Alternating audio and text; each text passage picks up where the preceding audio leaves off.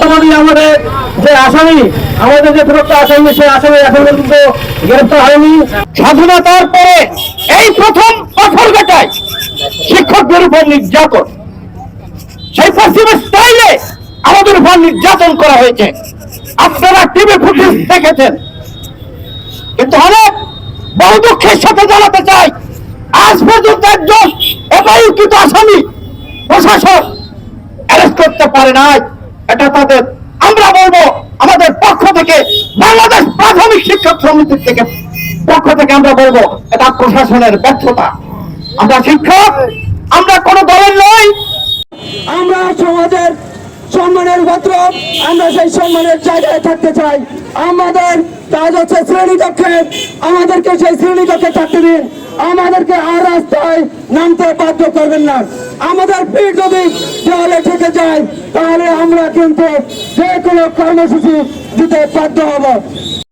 এদেরকে আইনের আওতায় এনে এদের বিচারের একটা মুখোমুখি করানো হোক। আমরা সংঘাত চাই না। আমরা শিক্ষকরা আমরা স্কুলে থাকতে চাই, আমরা কোমলমতি শিশুদের নিয়ে বেঁচে থাকতে চাই। আমাদের এই মাঠে ঘাটে এটা আমাদের কাজ না। কিন্তু আপনারা যে কাজটি করেছেন, যে সন্ত্রাসী কার্যক্রম করেছে, এটা মোটেই সমীচীন হয় নাই। আমি অত্যন্ত দুঃখের সাথে বলতে চাই, আমি এই ইতিপূর্বে সারা বাংলাদেশ প্রাথমিক শিক্ষক সমিতি হইলে আমাদের গর্ব।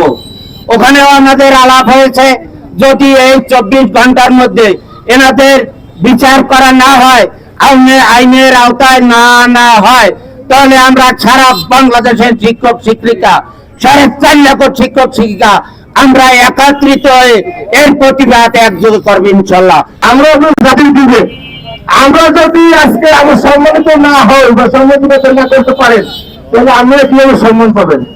অর্থাৎ আমি এখন ওসি সাহেব আছেন এবং প্রশাসন যারা আছেন তাদেরকে বলবো, আপনারা আর কোনো প্রকার গড়িবেশি না করে আপনারা আসামিদের গ্রেফতার করুন। তা না হলে কিন্তু আমাদের মাধ্যমিক বিদ্যালয়, কলেজ এবং সারা বাংলাদেশের শিক্ষক সমাজ কিন্তু এই আন্দোলনে কিন্তু সারা বাংলাদেশ ছড়িয়ে পড়বে। আপনারা তখন কিন্তু কল্পনা করতে পারবেন না যে একটু ছোট্ট বিষয় এত বড় ঘটনা ঘটে গেল। এখন আপনাকে বলবো, আপনি অবিলম্বে আমি আসামি গ্রেফতার করুন। আর 24 ঘন্টার সময় বেড়ে দিয়েছি, আপনি 24 ঘন্টার ভিতরে আসামিকে গ্রেফতার করুন। বাইরে আমাদের এই বর্তমান শিক্ষক সমাজ এর চেয়ে কিন্তু কঠোর থেকে কঠোর আন্দোলনের কিন্তু কর্মসূচি দেবে।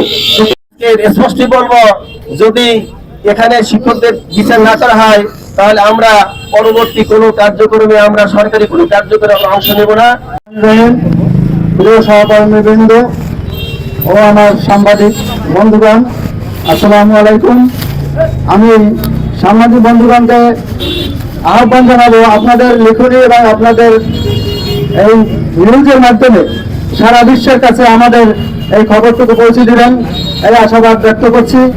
আর গত 30 তারিখের সামান্য ঘটনাকে কেন্দ্র করে গত 30 তারিখ সেই চায়ের দোকানে আমাদের শিক্ষকরা, নিরীহ শিক্ষকরা চা খাচ্ছিলেন, সেখানে তারা ছাতা আটকিয়ে তাদেরকে নির্মম অত্যাচার করেছেন। সেই স্লাইডেন্স এবং লোহার রড দিয়ে তাদেরকে পিটিয়েছেন এবং বাইরে বের করে পরবর্তীতে যা করেছে তারা আপনার সিসিটিভি ফুটেজের মাধ্যমে দেখেছেন। তাদের এই হামলা, আমাদের শিক্ষকদের কি অপরাধ ছিল, তাদের সেই হামলা, সেই সিসিটিভি ফুটেজ দেখলে মনে হয় তারা মধ্যযুগে বর্বরতা হার মানিয়েছে।